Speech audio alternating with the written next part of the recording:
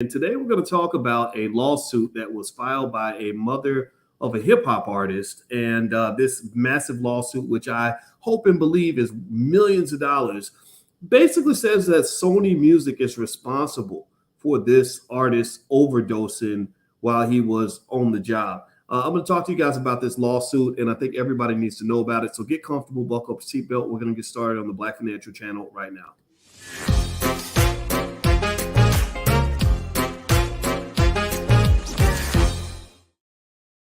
Hey, what's going on, guys? Welcome to the Black Financial Channel. This is theblackfinancialchannel.com. My name is Dr. Boyce Watkins. I am your friendly neighborhood finance professor. On the Black Financial Channel, we talk about Black wealth and Black economics every single day, sometimes as much as 10 times a day. And the condition is that we are Black first. Black first means we put our community at the top of our priority list. Black first means we care about our kids. Black first means we care about our community. Black first means that we protect Black wealth and we build Black wealth by any means necessary. If you agree with this mission and this makes sense to you, then put a B1 in the chat, put a hashtag B1. Also, let me know what city you guys are coming from. And I want to tell you guys about this really interesting story that was just brought to me by a friend of mine. And it has to do with a rapper who overdosed on drugs, unfortunately. He died from a drug overdose, and his mother has sued the record label to get damages, which I just... Give me a yes or no if you agree, if you think that this is about damn time. I don't know. I was super happy to hear about this lawsuit. I think Sony needs to just get it. And you know, because I don't know about you, but I think that this mass promotion of drug addiction, drug use, drug selling, drug consumption, drug culture in the music, it's terrible, man. It's messing up so many of our kids, and your brain isn't even fully developed when you're 17. So this idea of getting addicted to drugs at 17 is just absolute nonsense. Now, if you could join me real quick, and let's thank the sponsor of today's podcast. I'm going to share my screen real quick. This company called Pathways United is offering support if you're interested in applying for funding for the Department of Energy and the National Science Foundation. You can go to pathwaysunited.org. That's pathwaysunited.org. And they can help you in a lot of different areas in terms of getting grants. From the Department of Energy. There's billions of dollars worth of grants out there. Agricultural decarbonization, community-driven agricultural decarbonization, transportation decarbonization, industrial decarbonization, decarbonization of biomanufacturing, cybersecurity, energy security, emergency response, fossil energy, etc. And so if you go to pathwaysunited.org, you can take a look and see if they can actually help you out. So there's big money out there, and I'll put the URL on the screen for those of you that might have missed it. So anyway, so give me a yes or no if you agree with this lawsuit. You know, this mother sued Sony Music because she said, look, you know, my 17-year-old son was in your custody, if you will. He was, you know, I gave you responsibility for my son, and now he's dead. And it was because he was caught up in the culture. And this is why you got to be careful about letting people define your culture. But the culture led him to think that it was cool and it was okay to get hooked on drugs. I'm going to read some of this to you. This is in the New York Post. So according to the New York Post, the mother of up-and-coming rapper from North Carolina has filed a wrongful death suit against Sony Music, claiming that the company allowed her son to die of a drug overdose just 4 days after his 17th birthday, according to court papers. Tobias Johnson, who went by the stage name Saucepax TB, it's spelled SAUXEPAXK TB. So I'm going to say Saucepack maybe, was found unresponsive in Houston in a Texas hotel suite November 6, 2020 by his manager, who was sharing the room with him. According to the Manhattan Supreme Court lawsuit, mom Kenyatta Hardy, who is suing Sony Music Entertainment and other record labels. Sorry, I guess it's called, the label's called Record Labels LLC or something, and No Stress Entertainment LLC, claims she had voiced concerns about her son's well-being after seeing photos of him on social media using drugs and appearing high, her filing from Friday states. Hardy even suggested her son, who went viral earlier this year on TikTok with his song Ballin', took a break, and she suggested that he take a break and spend some time at home, and asked the label if he needed any help. So apparently this mother was concerned by what she saw with her son, And she was letting them know, allegedly, according to this lawsuit, she was basically saying, he's getting on social media, he's acting out. This is worrying me. And the thing about it that makes me sad is, how many of you, give me a yes or no, how many of you feel like you've seen this rapper or this imagery in the music 10,000 times? He's holding a stack of money as a cell phone. How many of you feel like you've just seen this song played out 10 million times? His hit song was called Ballin'. Sorry, that's Nick Cannon and Akon. That don't know where we did the podcast on them earlier. And I mean, how many of you feel like you've just kind of seen this? Like, you see it over and over and over again. And they promote this. They promote this as your culture. They make you think that this is how Black men are supposed to act. And it's kind of ridiculous. It's sad. It's embarrassing. And you keep wondering, like, is this ever going to really come to an end? Or is this always the pants sagging, holding up the stack of money and everything else? Like, and here's the thing, right? There's a documentary that a brother named Speech did, and he uses the N word, and it's the N word factory. So y'all can fill in the blank. I'm gonna try not to say that word on YouTube. And in this documentary, he makes the good point that this thug culture is manufactured. It's made in America. They manufacture it the same way you make a car at a Tesla plant. They manufacture it the same way you make a can of Campbell soup. They manufacture it the same way you make 10 million sweatshirts. And so my thought is, here's the thing. When I see a 17-year-old, who is doing the things that he believes are going to make him successful, which unfortunately, a lot of times they don't make you successful. They put you in an early grave. My question is, who taught you that? Who taught you that this is what a Black man is supposed to look like if he wants to get ahead? And this is all promoted by the record labels. Companies like Sony, they make $1 billion from dead Negroes. Sony makes $1 billion from dead Black men. They make all kinds of money by watching your sons kill themselves slowly. Does anybody understand? Let me just explain this to you. I'm not just talking. I'm not just a guy running his mouth. My wife isn't just a licensed therapist and a full professor of social work. She is an addiction specialist. Do you hear me when I tell you that she is an expert on addiction and also an expert on the conscious and subconscious mind? So one of the things that my wife and I talk about all the time is, you don't understand the damage that's happening to your Black men when they get them hooked on drugs at an early age. I mean, it's bad enough when you getting high and drunk and you're 35, 40 years old. But when you start at 17, your brain has not yet fully developed. Do you understand? Do you understand the depth of damage to your men and to your community when you get a 17-year-old kid addicted to opioids before his brain is even fully developed? What kind of husband and father is he going to most likely be? Remember, this is a man whose actions are going to impact other men. His actions are going to impact his children. His actions are going to impact his grandchildren. If you think about this, when my grandparents had Thanksgiving, there was grandma and papa, and they were surrounded by 40 people, all of whom would not exist if grandma and papa had not got together and started making babies back in the 1950s. You understand? So what a man does with his life has an impact on dozens and dozens and dozens of people. Give me a yes in the chat if you understand this. This is where families come from. These are the birds and the bees of community building. So when you take a Black man and he's 17 years old, he's got his whole life in front of him. He could be anything. He could be anything from a rocket scientist to president of the United States to a high-powered attorney to a medical doctor. Instead, they turn him into a guy that wants to get high and drunk every day, that ain't got no that hates women before he even gets to know them, that wants to make as many babies as possible and not take care of them, who wants to ruin himself financially, give himself a pack of STDs, and then go brag about it on Instagram over the fact that he slept with 5,000 women. And then we cheer that on. We hit the like button when he tells us about baby mama number 9. And you don't understand the chain reaction in terms of what this is creating in your community. I'm not putting down this kid because he's a baby. He's a baby. And I definitely wouldn't speak ill on someone who has passed. So it's not about him. He's at that stage of his life. When he died, he was still at that stage where he was heavily impressionable. If you had introduced that kid, pay attention now. A lot of rappers are brilliant people. I know a lot of rappers. They're not dumb. Rappers are very, very smart, most of them. So you're taking the vast majority of black male young geniuses and you're making them into thugs. You're making them into dope addicts. You're making them into to gangsters and hardcore killers when they could have been anything.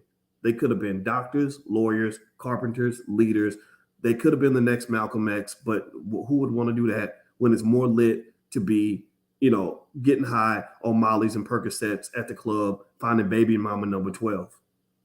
This is all created by the music industry. So the music industry owes black people about $1 trillion in reparations for all the losses, stolen productivity that you've taken from the black community by destroying so many millions and millions of young black men.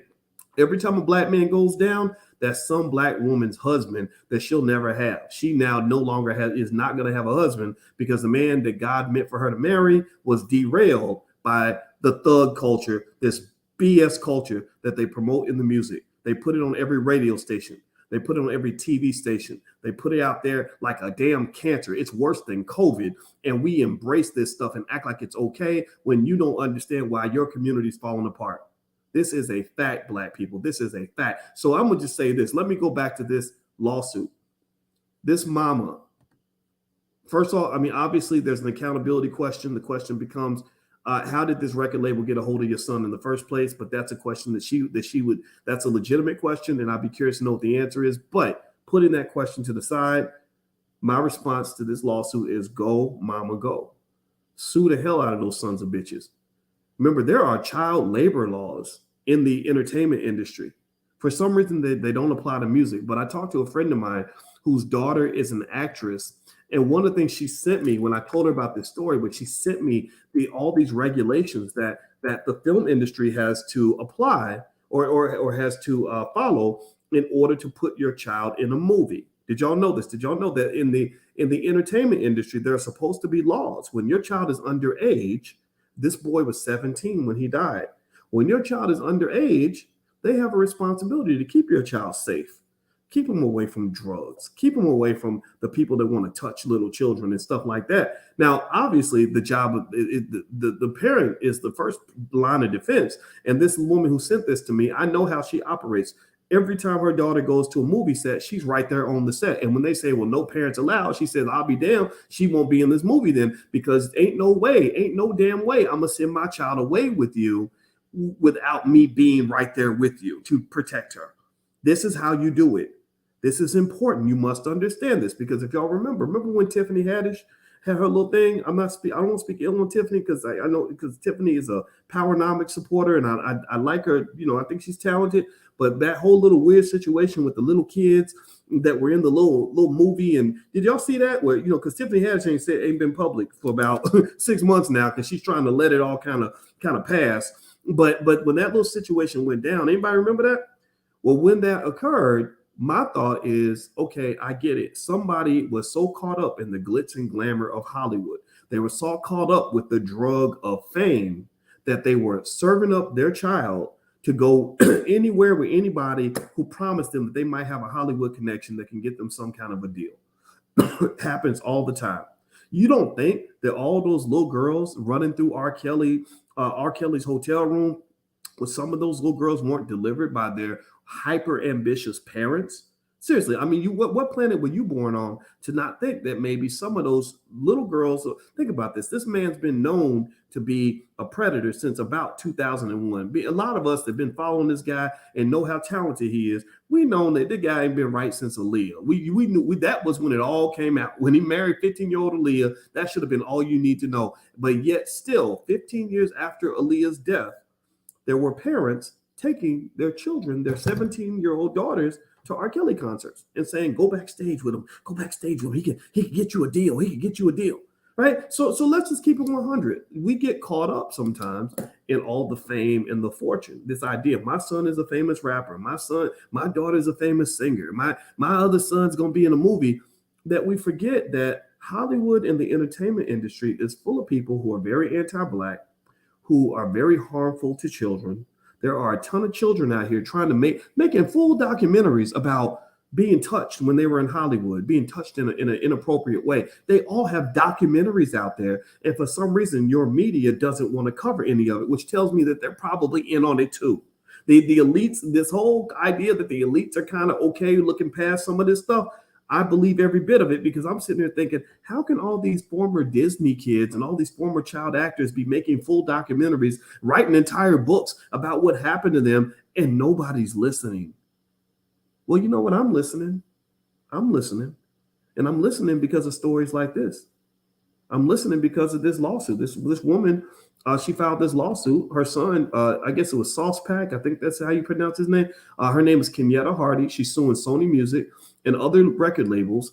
It says and other labels, records label LLC. I don't know what that means. No Stress Entertainment LLC. She claimed that she had voiced concerns about her son's well-being after seeing photos of him on social media using drugs and appearing high.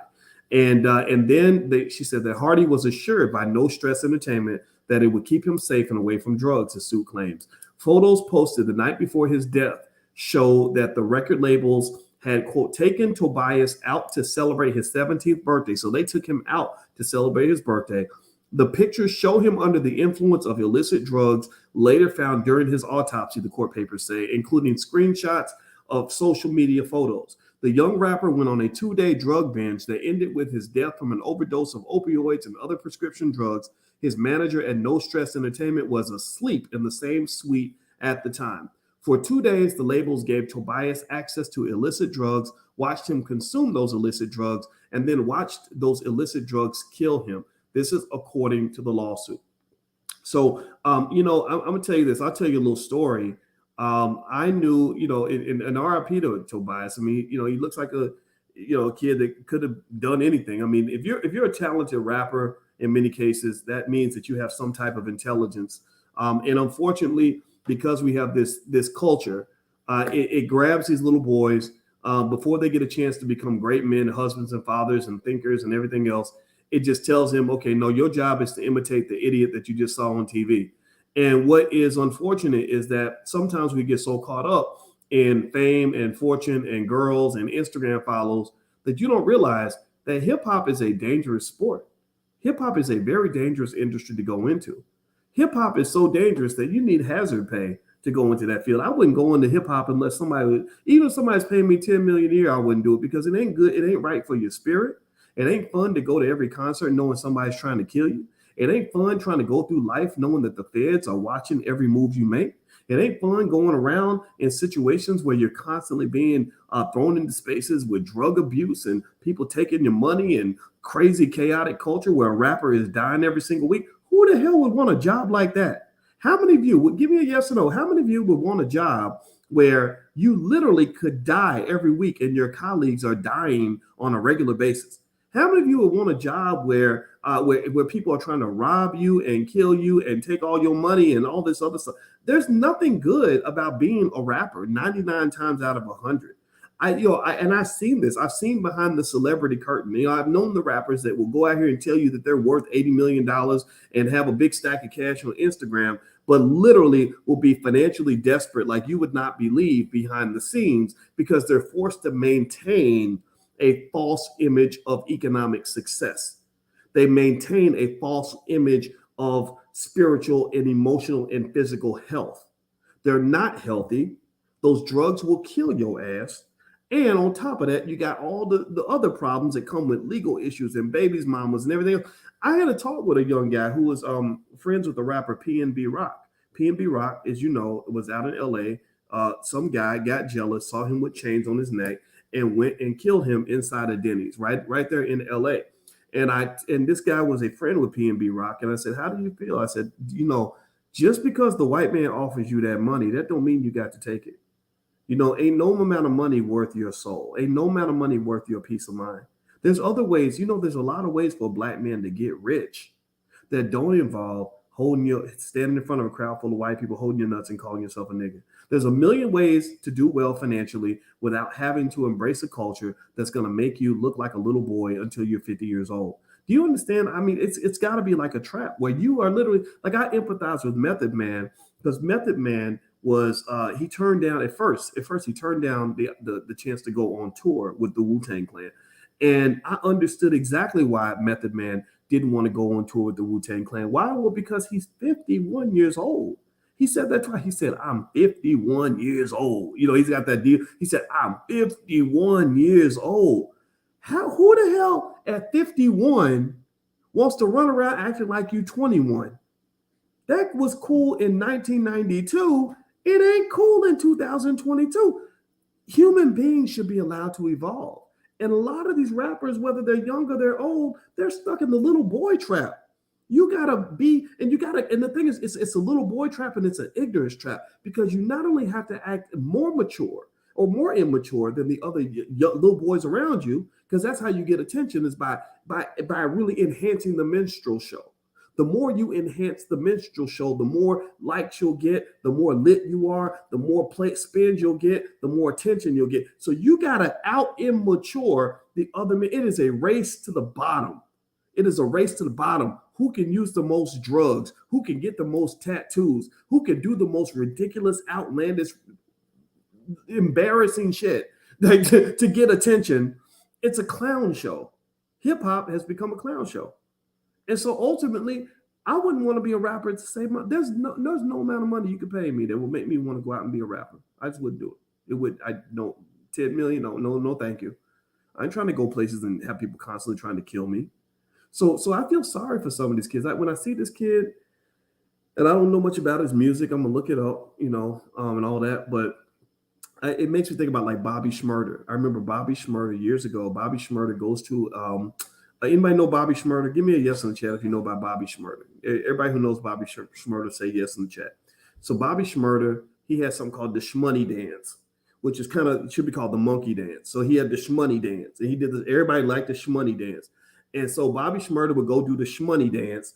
And in New York, he was rolling with these guys that would all carry illegal weapons and illegal drugs. So you are looking like an absolute dumbass at that point, because the feds are sitting back saying, oh, these Negroes going to make it easy for us. All we got to do is pop in the studio. Well, they ain't going to be ready for war. They ain't going to be ready to defend themselves. They ain't going to be ready for nothing. They're going to be sitting in there high and drunk with illegal drugs everywhere, which gives us a big bust we can put on TV because we're taking down a big name Negro, and all kinds of illegal weapons, and they all gonna be sitting around doing the Shmoney dance. They're gonna be doing the Shmoney dance. So you're not even presenting yourself as a worthy adversary to those who want to destroy you. You're not seen as a soldier. You're not seen as a man. You're seen as a child, because you sit around doing the Shmoney dance, and they sitting here putting on tactical gear, like ready for war with military style weapons, ready to destroy you and everything you love.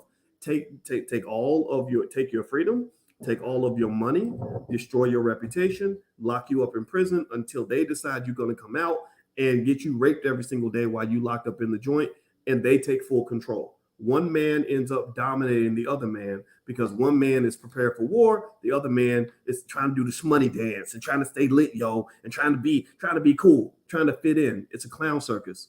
So I may sound harsh when I say this. I know people aren't going to get this, and I get it. There are people who are never going to understand anything that I say on this platform. Those people should probably just go. But for those of you that get it, I want to give you the courage to just speak up on this nonsense. You got to say something, man, because if you don't say something, then your community will perish, because they are taking all of your most talented, most brilliant, most capable young men. They're turning them into thugs and drug addicts before they even get a chance to decide who they're going to be. And next thing you know, your women ain't got no husbands that they can pick. They only got little 35-year-old children, 35-year-old children to choose from. Y'all know what I'm talking about. Ladies, give me a yes or no if you know what I'm talking about. Like dating can be tough, because what are you going to do with a man who never had guidance from a real man on what a real man's supposed to do in terms of accountability and running a household and leading a family?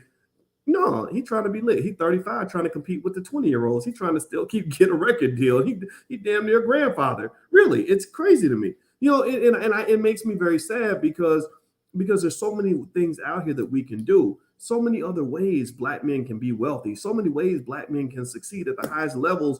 And some of y'all get it. I see a lot of Black men, but everywhere I go, I'm meeting Black men that are doing real estate. I see Black men that are going to law school. I see Black men that are buying businesses. I see Black men that are out here investing in the stock market. And those are the types of men that I enjoy talking to, because those are the grown-ass men in the community. Those are your real leaders. Those are your real heroes. Those are the men, in my view, who should get the most attention, not the clowns, in the music industry, because unfortunately, many of them have been misled.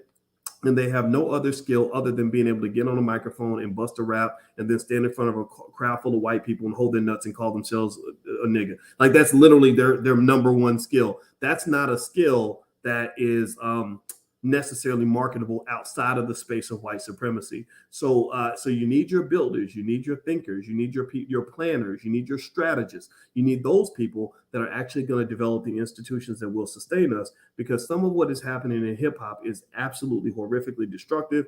The music industry owes reparations to Black people because they have destroyed so many millions of your kids, which means they have taken trillions of dollars in economic potential out of your community, because every Black boy who grows up and becomes a thug could have become a millionaire business owner. They could have become a job creator. They could have become somebody's husband and father. They could have become a community leader. But instead of getting an asset, you're getting a liability. So it's a double whammy. They're not just imagine if somebody went into your bank account, right? Imagine if you own some stocks and real estate and whatever, right? And imagine if you owned a $300,000 house, somebody took your house. Right. So right there, they're taking $300,000 away from you and your wealth. Follow me. Give me a yes if you follow this analogy, because they're stealing something more valuable than real estate. They're stealing your human beings. They're stealing your people. Right. But Black people have been a commodity since slavery. So you understand this. So imagine they take your house away. Right. Just for no reason. They steal your house. So they're taking $300,000 away from you. Right. Pay attention now. So imagine if, in addition to stealing your $300,000 house, they then also create a mortgage and make you repay the mortgage on the house. So now you're not just $300,000 down from losing the house, you're $300,000 in the hole because they've turned your asset into a liability. So it's a double whammy. So that's what they've done with your human beings. They've taken your Black men who could have become the next Malcolm X, your Black men who could have become the next Barack Obama, your Black men who could have become the next billionaire Robert Smith, your Black men who could have become the next Boyce Watkins, your Black men who could have become the next anything that you respect and admire in the community. That's what they could have become. Believe me, if I was training 10 million Black men every day, you would have at least 2 million Boyce Watkinses running around here. Imagine what our community would look like if you had 2 million Black boys that think like me. That's my goal. My goal is to be fruitful and multiply. I ain't trying to go out here and make a bunch of babies, but I am trying to go out here and create some intellectual children that are going to actually take some of these ideas and carry them to the next level, right? So here's the thing. All these Black men that could have done anything, that could have been assets to their family, like this young man in the lawsuit who died, he could have been an asset to his mother.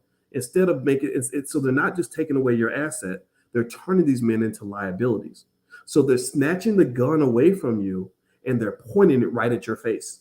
So these men, when they come back and they're hooked on drugs and they're out here poisoning the community by spreading a toxic message, they're out here infecting the women with all kinds of diseases because they've not been trained on sexual responsibility. They're creating nothing but trauma, and chaos. And that becomes your problem. So when they're lit, when they're out, when they're a commodity that can be exported to the world, and somebody can make a lot of money. White and Jewish record labels can basically take your child and market them to the world and say, look at this Black man stand on stage and call himself the N-word, right? And when they're making money, they want every part of him. They want to own every piece of him when he's an asset. But when he becomes a liability, right? When the drug addiction catches up with him, when all the baby mama-itis catches up, when he's no longer lit anymore, when he's now ignorant, when he's now, got a bunch of problems that you can't get rid of, then they hand him back to you. So again, pay attention now. This is where a lot of your Black wealth goes. They take your greatest assets, your young people, and they turn them into your greatest liabilities.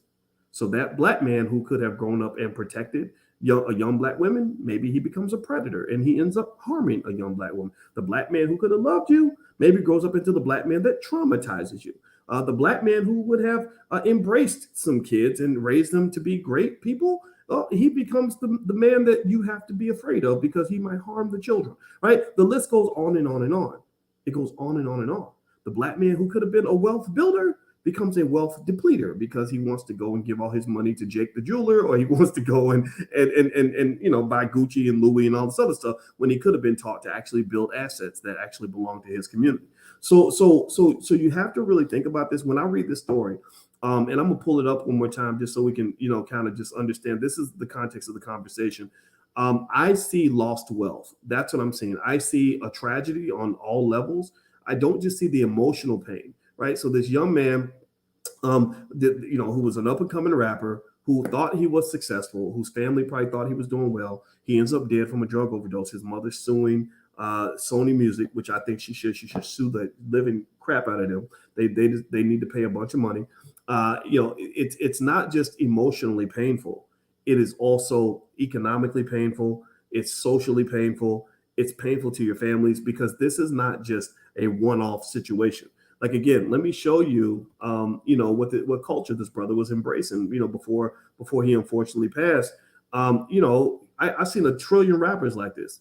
It's not like there's anything unique about any of these images. There's nothing here where you say, oh man, I ain't never seen that before. I ain't never seen a black man on Instagram holding up a big stack of money before.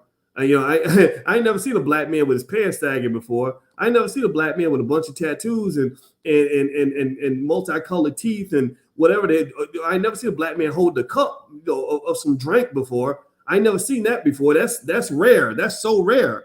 No, that's not rare. That's systematic. Because because this culture is made in America. They mass produce this culture and they dump it right on you. And that is not black culture. That is not who we are. That is not what we're made of. So my RIP goes out to this young man and his family. I hope that they win this lawsuit. I think there should be other lawsuits. I think everybody who's affected should be suing. I saw Charleston White, who is about the most hilarious person I've ever seen. Charleston White did something really powerful, though. He got all the mothers of a bunch of dead artists and got the world to hear their story. So shout out to him for doing that, because I think that is the kind of thing we need to do to understand that just because you think it's cool and you want to call this success, there ain't nothing successful about going into a toxic industry and making a little bit of white man's money to destroy your community. That's not success. That is a miserable, miserable failure. So don't get it twisted. Don't make that mistake. That is that's what's caused a lot of the problems that we have right now. Okay. All right, guys. So do me a favor. Could you please hit the thumbs up button? Thumbs up, share, subscribe. Also, thank you to pathwaysunited.org. They have a really awesome system of supporting you if you're looking to get grants from the Department of Energy. So if you are a smart person who is looking for grants in these areas, a lot of intelligent black people are here. They give a lot of proposal help. Their website is right there on the URLs on the bottom. Anything from fossil energy and carbon management, defense and nuclear proliferation, fusion energy science, electricity, high energy physics. Erica Cole, her email is right here, ecole@pathwaysunited.org. You can email her, or also you can go to their website, pathwaysunited.org, and they can help you to find that grant money. So that's our way to kind of contribute and supporting those of you who maybe you can't bust a rap, but you are brilliant in other areas. And so pathwaysunited.org is a place you can go to get some help, to go get the support that you deserve. So anyway, guys, last but not least, my website is boycewatkins.com, and I have a free training on how to start an investment club. So if you'd like to learn how to do that, investment clubs are a great way to build family wealth. I'm all about building black institutions from the ground up so that our children can have a legacy for the next generation, not just because you can't pass a job down to your kids. That's the white man's organization. You can't pass that to your kids. I'm interested in building institutions from the ground up. So feel free to go to boycewatkins.com. Your family investment club, I guarantee you, could be a first step toward building wealth in your family. So feel free to go take a look at my website. All right, guys, I'm out of here. Have a good day. God bless you. Thank you for listening. And I will see you all very, very soon. Take care now. Peace.